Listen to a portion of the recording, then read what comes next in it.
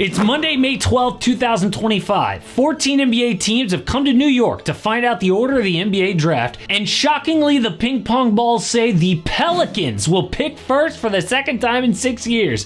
Zion Williamson, now it's Cooper Flagg. The Pels ticket staff goes crazy when they find out. This means sellouts for years, championships, dream scenario for Zion to revive his career, except it's not. In fact, New Orleans will be the worst possible place for Cooper Flagg. It would trigger an immediate trade for Zion Williamson. And if you think that's crazy, look at this. So New Orleans went all in for this season. They traded Dyson Daniels, Larry Nance, and 2 first-round picks for DeJounte Murray. People called it the best Pelicans team ever. 3 All-Stars, Zion, Brandon Ingram, DeJounte Murray. 3 elite-level role players, CJ McCollum, Trey Murphy, Herb Jones, and reliable bench guys like rookie Yves Missi. But off the rip, injuries crushed them. When DeJounte tore his Achilles, they were 12 and 37. In total, Zion, B.I., and DeJounte played exactly 0 minutes together. Disaster. But the worst part is Zion's availability had nothing to do with his weight this time.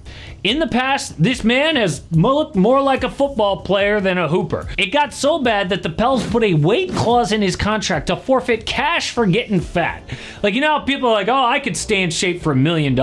Yeah, this is that, only it's $100 million. But I just got the numbers for MyFitFoods, and you guys are loving it. That makes me really happy because I am loving it too. All I eat are MyFitFoods meals all day, every day, plus a bowl of oatmeal in the morning, and it's allowed me to achieve all my fitness goals while being affordable and extremely tasty. They're always mixing in new meals every single month, and it's so convenient. Like, one of the biggest wastes of time in my life recently has been like on Sundays trying to meal prep the entire day for the week, and it doesn't even taste that good. But MyFitFoods takes care of all of that, and if you use my promo code AMHOOPS30, you get 30% off your meals. They have stores you can walk in Houston or Portland or Denver, plus new stores coming in Dallas and Austin.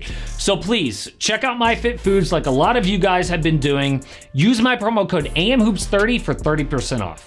Kendrick Perkins said, I'm feeling great about Zion. From what I'm hearing from my sources, he has a reset in his camp. He hired a nutritionist. He got some new people in his corner. Great. And Zion looked like the best shape of his career and still only played 30 games. Like, can you imagine having a 6-year career and 4 times you have played 30 games or less? 4 out of 6? That is insane. But the thing is, when he is healthy, dude is an all-time talent. Like last year, a career-high 70 games played, so New Orleans wins a franchise record 49. Pretty good.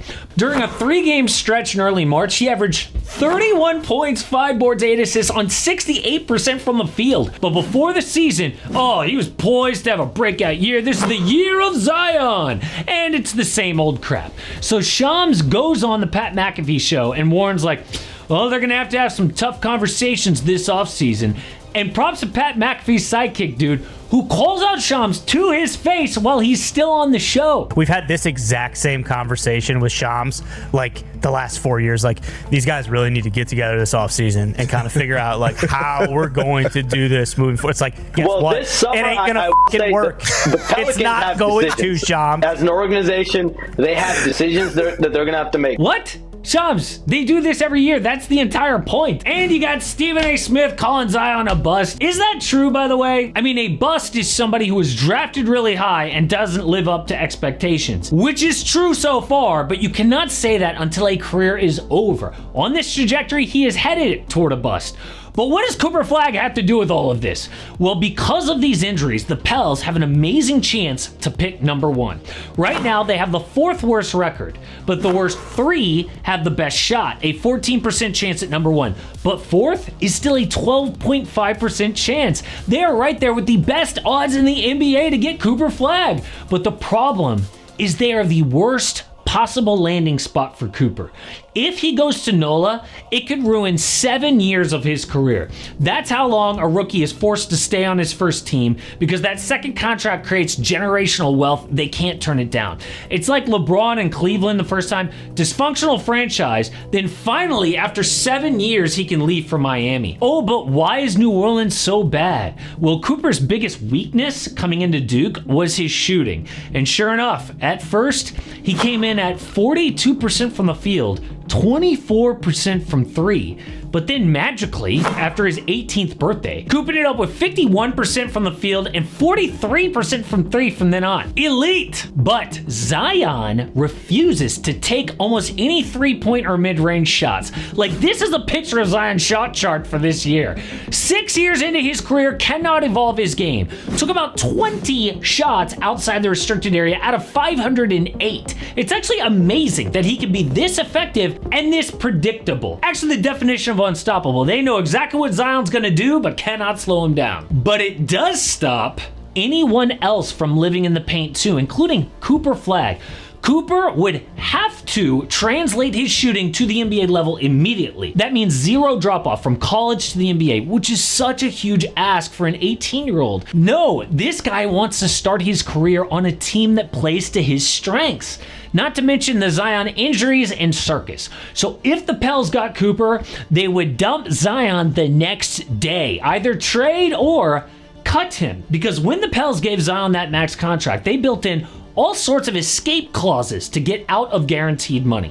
Those include games played and weight plus body fat not exceeding the number 295. Well, this year only played 30 games, so the final 3 years of his contract are not guaranteed. They could cut him with zero financial consequences tomorrow.